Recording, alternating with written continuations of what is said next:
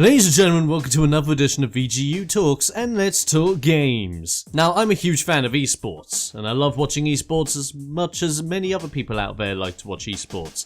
However, are we seeing the birth of drug abuse in our beloved esport area?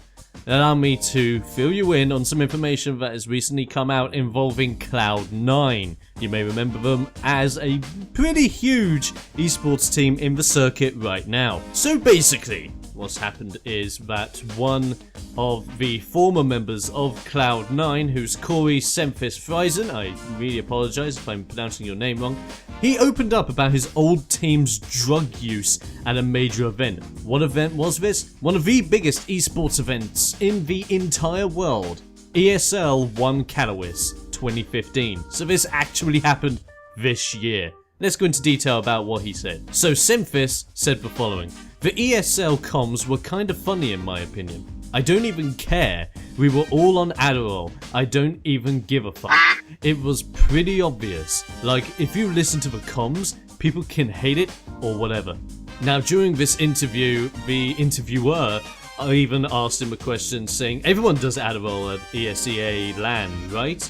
And Friesen just simply replied with, "Yeah." He even went on to advising players that want to get up into the esports level of play that Adderall and drug use is the only way that you're going to get good.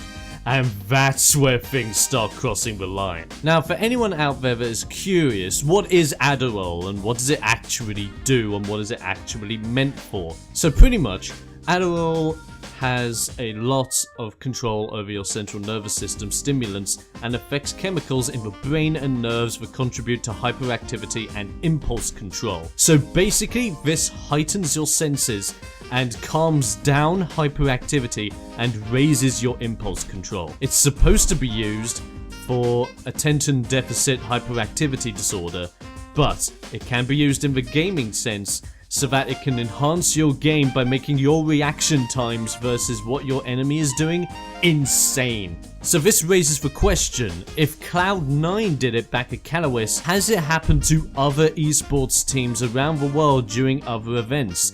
Questions are now starting to rise up, and quite frankly, it might be happening. Some of your favorite esports teams, whether it be in League of Legends, Dota 2, Smite, Counter-Strike or any other games out there, could be using game-enhanced drugs just so that the games you're watching through Twitch, or even if you're at a stadium watching it live, are enhanced and even more thrilling than any other gameplay sessions you can put in by yourself. I'm very concerned, as I don't want to see esports be ridiculed by this. I want to see this be tackled as soon as possible. If drugs are being used, it's bad on everyone's side.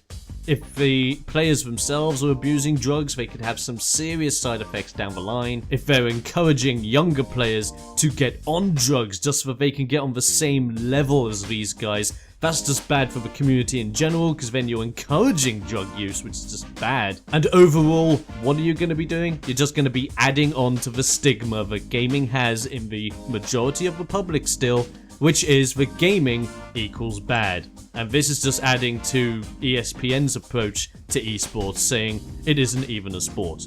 Well, strangely enough, ESPN, if we're having drug abuse problems in esports, we're actually closer to real sports than you think. So ladies and gentlemen, this is raising up a lot of questions, and now I want to ask you on your thoughts.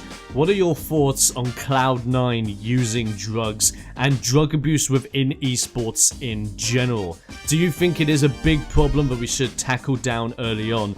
Or do you even think that drug use in esports should be okay and should be allowed? I don't know who would think that, but yet again, that's the fun of the internet. Let me know your thoughts in the comment section below, ladies and gents, and I'll see you next time for another edition of VGU Talks.